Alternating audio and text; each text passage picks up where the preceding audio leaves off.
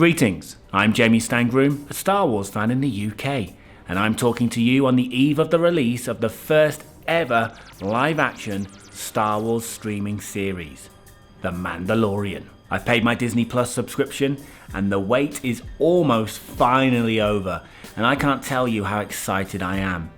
Sure, I've already had it completely spoiled whilst waiting over 4 months since its US, Canada and Holland release on November 12th, and then its Australia and New Zealand release on November 19th, and anywhere else they decided to release it on this here planet Earth, or any other planet for that matter before the UK. That's right, I'm talking to you from the future, March 30th, 2020 to be precise. But still, take my money, Disney. You're welcome.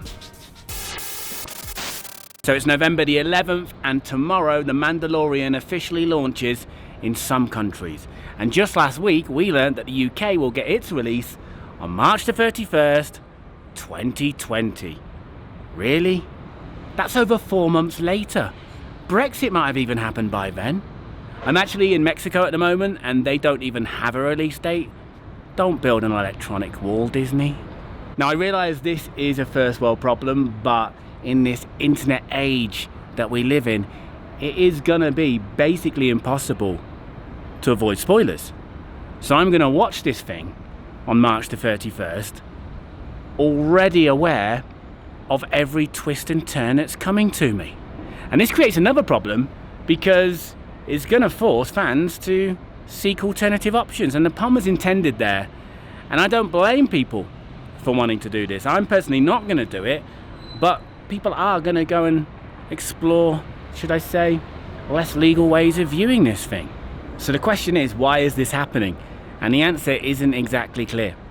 But according to some reports, it's down to broadcaster Sky, who here in the UK have rights to show the Star Wars movies. They can pretty much show the Star Wars movies whenever they want, to the point where they actually at Christmas have a dedicated channel just to showing Star Wars movies. So the thinking is that Disney want to wait until they have exclusive access to their own material, essentially, but exclusive access to all of their material, so they launch with a clean slate, if you like, with no competition. And I get that.